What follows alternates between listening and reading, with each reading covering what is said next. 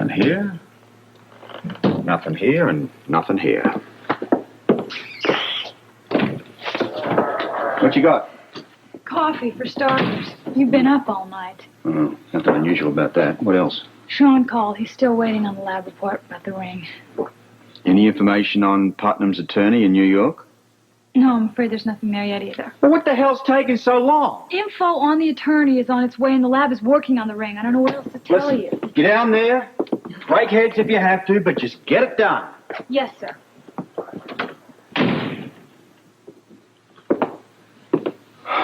This guy's face has been plastered all over town.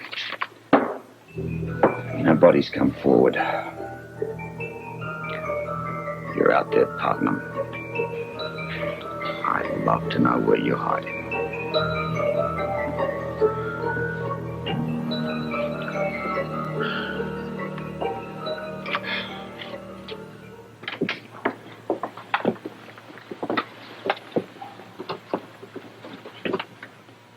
Oh.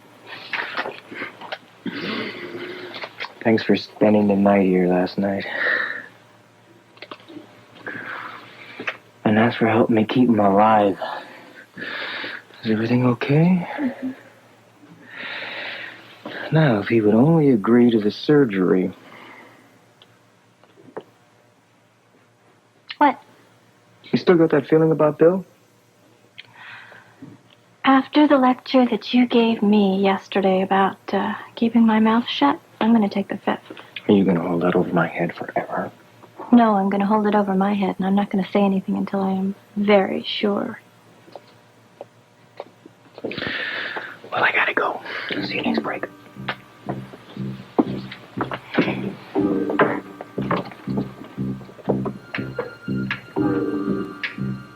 Why do I feel like I know you?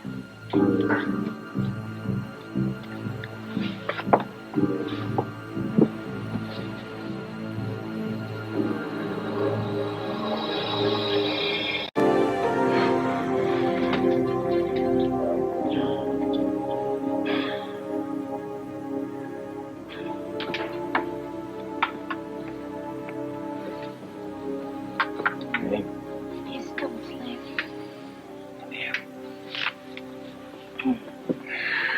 That's where you should be. Home and asleep. Listen, I didn't come in here to check on the patient. I came to check in on the nurse. I'm okay. You were terrific, but you're tired and you're overworked. Listen, I tried to pull some strings around here to get somebody to take over for you tomorrow, but it didn't work. Well, thanks for trying. Well, you could do the next best thing. Go home and get some rest. I think I'd rather stick around here. Because of him? Because of me? No. Steve Hardy's having surgery this morning. I know, I'm on the team. But there's really not much you can do right now. Well, I know, but I'd just feel better being here. You'd feel better if you went home and got some rest. Listen, do I have to report to Dr. Hardy a mutiny here? It wouldn't do you or him any good. He'll feel better, and you will feel better if you go home and get a little rest before your next shift. So will I. Okay, when you put it that way. Yes, you have absolutely no choice in the matter. Tony will take care of him. Steve will be fine. All right, you've convinced me. I'll see you later. Bye. Bye.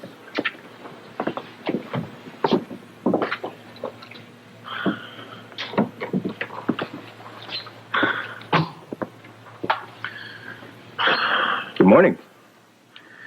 Is it really? I think it'd be a great morning, since you're still alive. Had a pretty close call yesterday. I don't suppose you'd care to share it with me. Don't you remember? You passed out. I think your body's telling you that you gotta take care of this hand. Ah, a pleasant euphemism for surgery. Yeah, well, I think you find it wouldn't be so bad. I can't imagine anything much worse than being knocked out and sliced open. Well, nobody's gonna slice you open. Actually, between your thumb and forefinger, we'll make a small incision. Interesting how it's always a small incision for the person doing the incising. Well, you're not the only one that's afraid of surgery. A lot of people are. Dentist. I'm afraid of dentists myself. What if something worse happens to me? It could. especially if we can't get that infection out of your system. You know, some infections are tough. You know, they resist all our efforts and all our antibiotics. They just go where they want to go and move when they want to move. I get the distinct impression that you and your cohort, young Dr. Kildare, want me to have it done. Absolutely. It is the quickest and most foolproof way of getting that infection out of your system. It'll be painful. Well, you might feel a little discomfort around the stitches after surgery. Let's talk about during surgery, You Doctor. wouldn't feel a thing. We'll give you a light anesthetic. How long would it take? Oh, just wouldn't take too long at all. I mean, we could schedule you in the afternoon, and barring any complications, you could do one of your favorite things, roaming the halls by morning.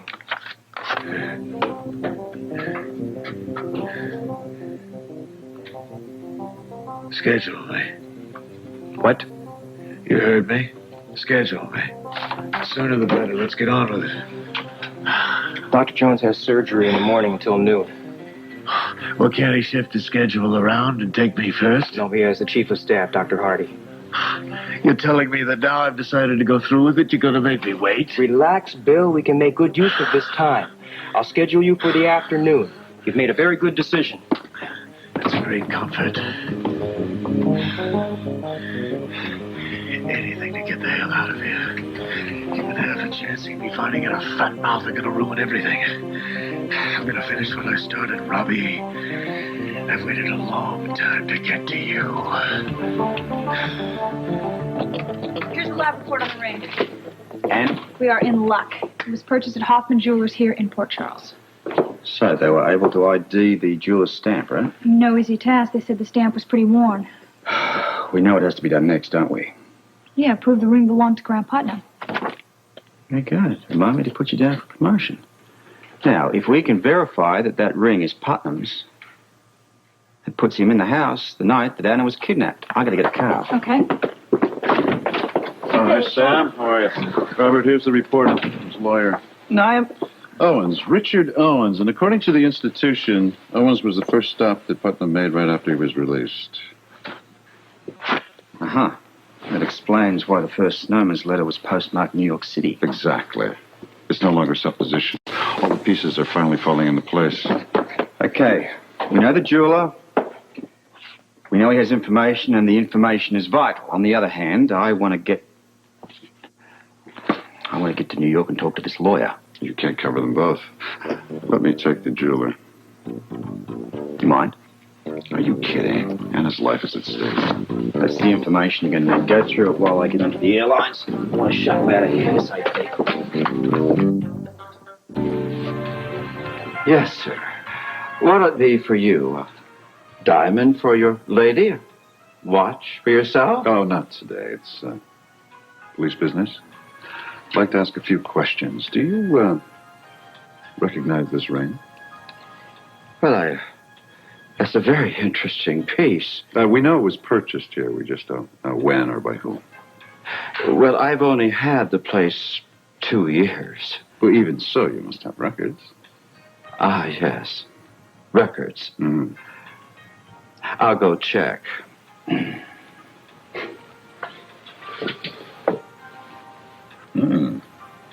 They're exquisite, aren't they? They're expensive, too, I bet. Well, for some people, yes. For you, no. The only thing I'm interested in today, sir, is information. Ah. Well, I can't seem to find any record of the sale. And you know those records only go back 2 years. No, I think it's back a little further than that, possibly in 1984. Ah. Now, those records are in the basement. They're very hard to get to. It'd take a lot of my time. Time's a precious jewel in itself. Don't you agree? Very valuable. How valuable? Oh, almost as valuable as this piece. I'm sure. How much for this piece? That's worth about an hour of my time, maybe. I can see where we're going with this. Sir, I didn't suggest for a minute. that I wouldn't look, but your attitude might make me forget.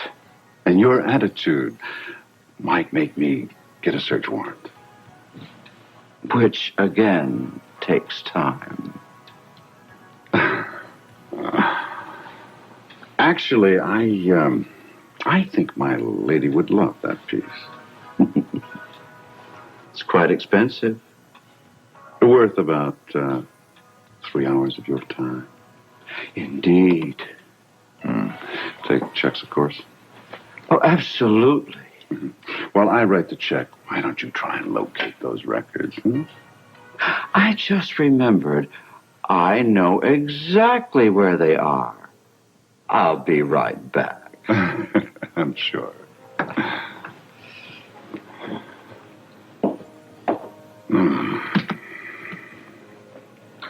Well, I do for friendship.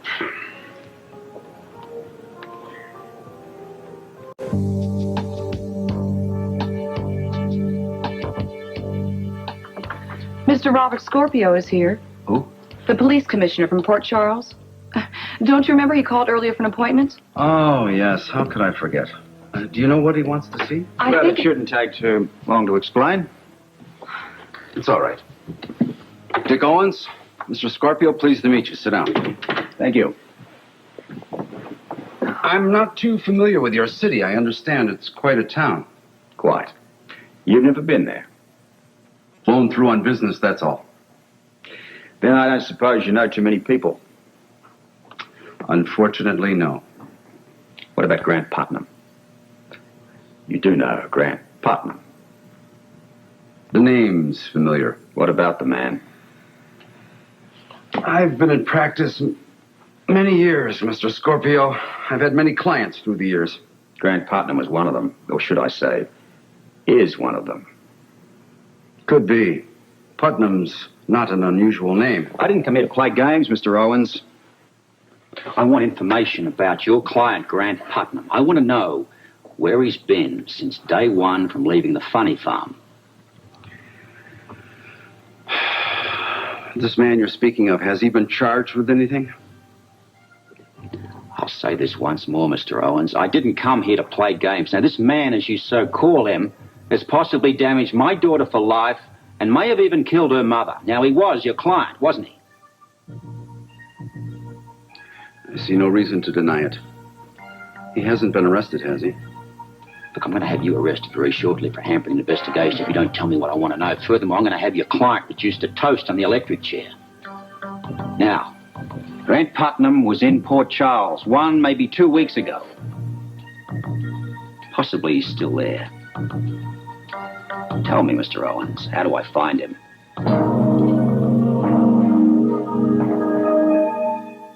Some answers, Mr. Owens. I don't need threats.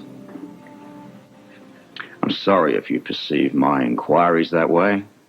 I don't make threats. I'm just telling you what's going to happen if you don't cooperate.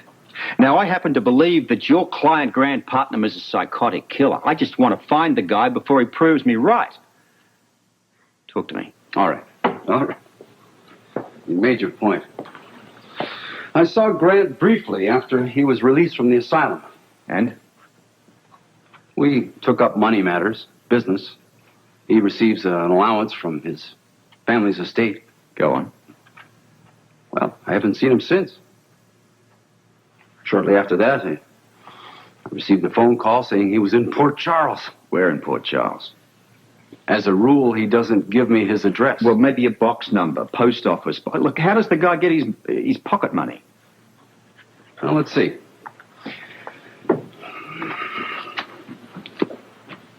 Yeah. Here it is. Now, that's all I know. So what do you think you know? As I understand it, you've been a family attorney for a number of years. You must know something else about the man. Because of that long association, I feel responsible for him. Believe me, I was more than concerned when I found out he was being released. From what you say, my suspicions were well-founded. Sincerely, I hope you do find him. Thanks for the help. We'll be in touch. Oh, One more thing. Is this the way Grant looked when you last saw him? This is the way I remembered him. Last time I saw him, it's hard to believe he was the same man. How's he different? For one thing, he has a beard. Long, short? No, say about down to here. And his hair is much longer. You may have difficulty recognizing him. Beard or no beard, I'll know partner when I see him. Oh, may I use your phone? My secretary will help you. I want my people on this right away.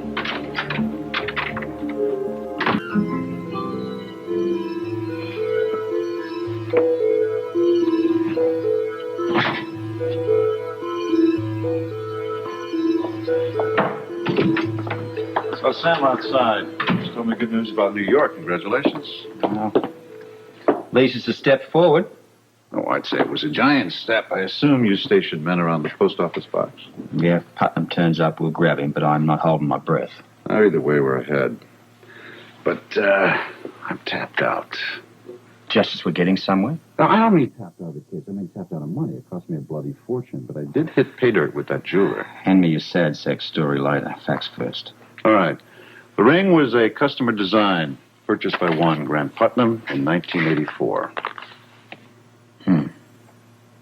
Now we're getting somewhere. Come look at this. That's the way the lawyer described him? Well, it's as close as I can get. But the important thing is that I've got a feeling I've seen him. Looking like this? Yeah. What about you? I'm afraid it doesn't ring any bells with me, old buddy. Wish it did. Maybe you're just having wishful thinking, huh? I've seen him. I've seen him. I know I've seen him. I just don't know where. That'll do it. That does it. Thank you very much for deciding to let us help you. When? As soon as we finish a few details, which we're going to take care of right now. And while we do that, Nurse Jansen here will prep you. We'll see you in a bit.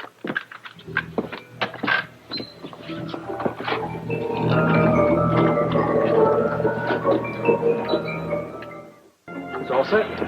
Good. We'll get you well and out of here in no time. Let's go. We keep going over the question of motive again and again, and we keep coming back to the same place every time. Revenge, right? Every time. All right, now, if we can assume that Putnam's motive is revenge, then that's going to leave us with a few unanswered questions. Such as? Such as, if he really wanted to hit you where it hurts, really wanted to destroy you and your life, why did he stop with Anna? You headed with this. I don't know yet. I'm just thinking out loud. It doesn't bother you, does it? Everything bothers me at this moment. Well, maybe this brief review is going to calm your mind or jog a few more memories out of there. I don't know. Shall I continue? I doubt that I could stop you even if I wanted to. All right, as I was saying, if Putnam is so sick and is so full of hate and took years to formulate his plan, why did he stop with Anna? I mean, Robin was there, too. She was in the same house with him. Why didn't he take Robin as well? That's it. What? That's where I've seen him. Where? In General. General Hospital? I saw Grant there. I saw this man at General. When? Oh, 2, maybe 3 nights ago. Now, I saw this seedy-looking character, rather grubby individual, hanging around outside of Robin's room. Robin's I thought room? there was something straight. It's Putnam. It's absolutely. I'm sure it's Putnam. Sam! Sam! Yes, sir. Listen, I want backup over at General right away. I'm headed over there myself. I want 2 extra guards outside of Robin's room. Pronto! Yes, sir.